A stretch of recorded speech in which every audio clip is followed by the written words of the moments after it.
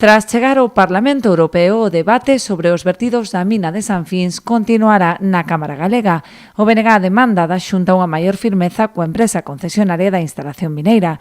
Solicitan que se suspenda toda a actividade en Sanfins mentres esta instalación non conte co preceptivo estudo de impacto ambiental.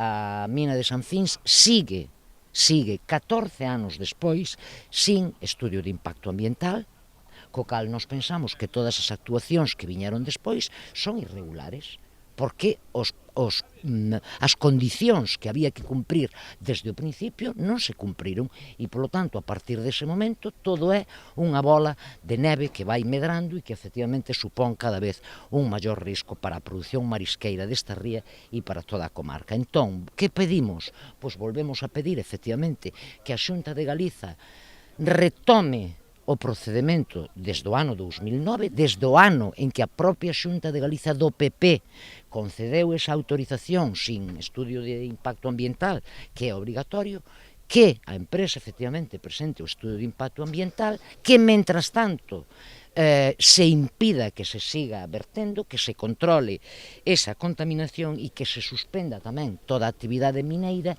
mentres non se regulariza esa situación e, sobre todo, mentras non haxa, que non existen neste momento, avais que se lle exixan á empresa por calquera cousa que poida pasar. Non só o BNG, senón tamén as organizacións ecoloxistas e as confrarías da ría levan tempo advertindo das graves consecuencias da actividade mineira, que agora veñen de ser confirmadas pola propia Xunta de Galicia tras detectar altas concentracións de metais pesados no río Pesqueira. Queremos saber, que así o pedimos tamén no Parlamento Europeo, que se está facendo para evitar estes vertidos contaminantes. A depuradora que se planteaba, as probas piloto demostraron que non é suficiente para evitar a contaminación.